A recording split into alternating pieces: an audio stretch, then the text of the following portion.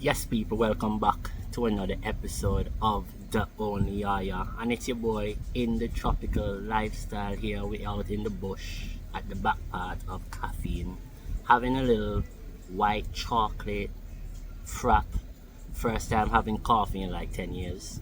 So I'm probably on a little hype right now. But let's jump into it right away. About Nicky, Paul Scholes, and Lisandro Martínez's response to that whole situation going on. Because I see a lot of comments on a lot of articles going around, a lot of posts on my feed going around having negative talks about Lisandro Martínez. And in my opinion, it's delusional talking because it's like watching the dwarfs in Snow White have an argument about who's taller. It's like, bruv, at the end of the day, if we put a measuring tape at all y'all head, you all fall on the dwarfism. So now we're looking at Paul Scholes, Nicky Butt, and Lisandro Martínez arguing about who's taller, basically. And one had to say how Paul Scholes had this to say about Lisandro Martínez, where he's like, bro, why you're not good enough, how Haaland's going to push him in the goal when they score, when they play. And apparently United kept a clean sheet. Haaland didn't have a shot. Lisandro Martínez had maybe around 6 to 8 interceptions in the game. So did Harry Maguire. So they all had a really good game. And it was a big argument about why Lisandro Martínez was going to respond to these guys. Now, he did in his post-match in the last game we watched. And then they were really upset about him responding. So they were like, oh, you're at a big club.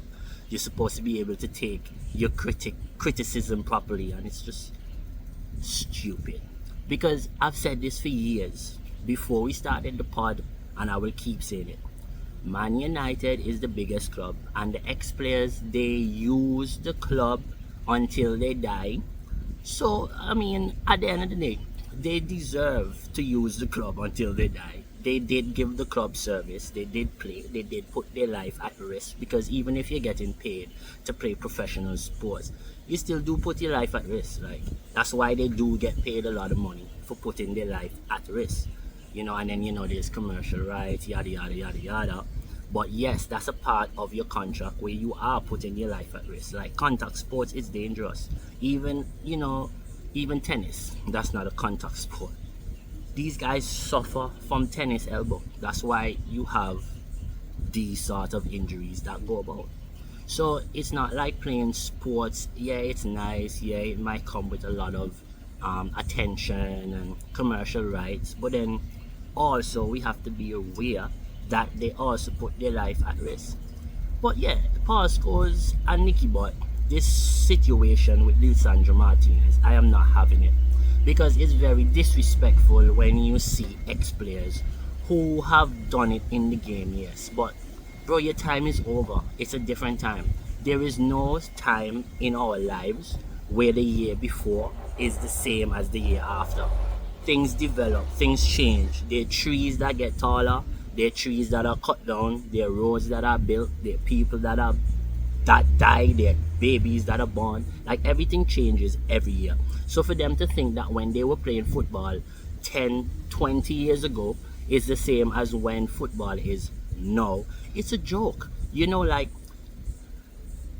defenders now don't need to be tall. They don't all need to be tall, because now you collect the ball in the 18-yard box. Before, you used to be outside of the 18-yard box, and if I as a defender touch the ball in the 18, it's an indirect free kick to the other team. Now I can go in the box, and you as the attacking player cannot press me in the box, which means I have a whole 18 yards on you in order to be able to pass the ball. Now think about it. People play pinpoint passes in a diameter or dimension, or however you want to call it, right, of maybe around 0.5 to a foot, or whatever you call it. So like half a foot. You can play a pass to like half a foot of a distance, whereas now you have 18 yards, bro. 18 yards. Sometimes people only need 0.25 of a yard to make a pass, and now you have 18 on an attacker to play a pass. That's a lot more space that you have as a player to do more with the ball.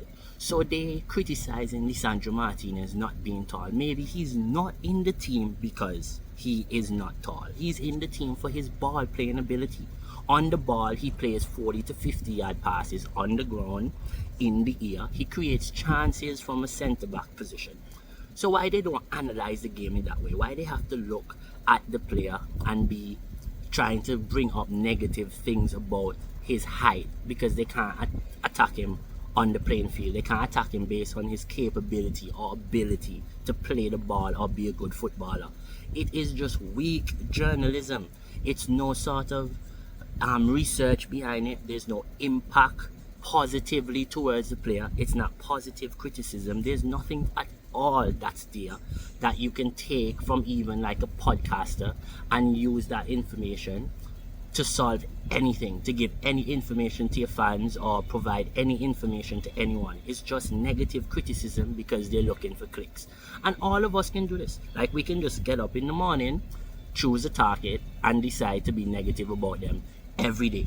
And eventually, you'll get famous. Like, it's not that hard. You know, if I woke up every day and I just decided to attack this particular individual, eventually that individual will snap at me because something will get under their skin, and eventually I'll get the clout that I need. And it seems to be like that's what a lot of these guys are doing. They're trying to just create narratives and come up with rhetorics and these different sort of negative ways in order to attack players.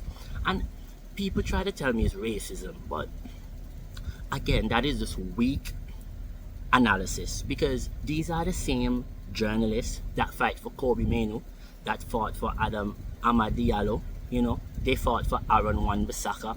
So if I'm supposed to say they're racist, it's either those guys are colorblind or they've realized that those guys were fighting for some of the blackest players on Manchester United. So it can't really be racism. What it is it's the fear of losing their legacy. Now look at it from this perspective, okay?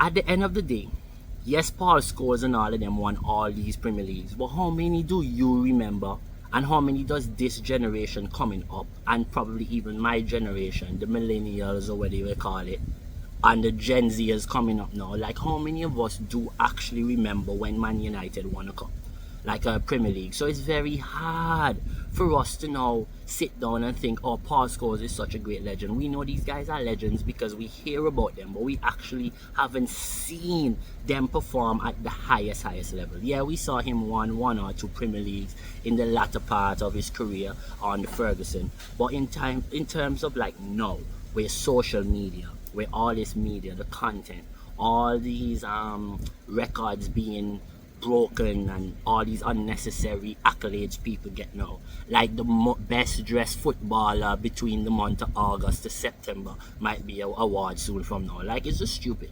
But any which way, at the end of the day, football matters. Football is the only sport in the world where people feel that they can have an opinion outside who've never played the game, or who play the game at the beach, or, you know, Sunday morning football with their friends. These are the people that will have an opinion. These are the people that attack these high class players. And yeah, my point is, these guys will have a better career and a better legacy than Paul Scholes, Nicky Butt, and all of them. Not because they didn't win, that they won a lot, or they didn't win more than them, no. But the mere fact that these guys are in a generation now where if they are to win for Man United, they haven't won in a long time, Man United, so this is going to be the first Premier League in all these years post-Ferguson. So all these guys will probably get knighted. You know what I mean? That's the level in which the impact of them winning the Premier League now. When you look at a Bruno Fernandes who has smashed everyone's like metrics in terms of his awards upon awards upon awards every year. He's probably the only football player who hits all the metrics he should in his position, yet he can't make a FIFA Pro 11. Think about it. Bruno Fernandes has created the most chances within Europe over the last, I think, 5 years.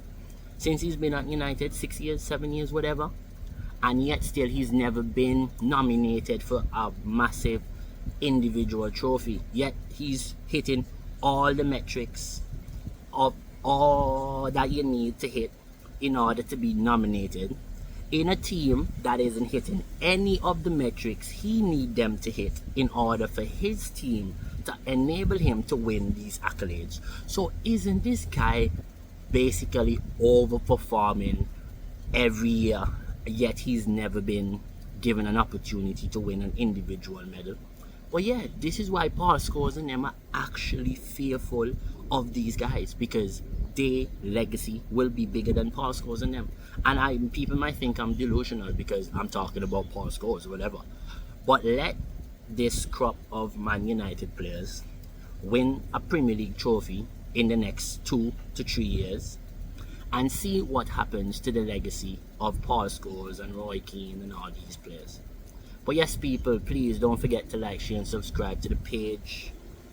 Keep hitting the bell for notifications as we keep bringing you this great content going forward. Also, don't forget, hit up Caffeine for your lovely coffee any time of the day until 4 p.m. Check them out. We're out here having a great time. Ciao.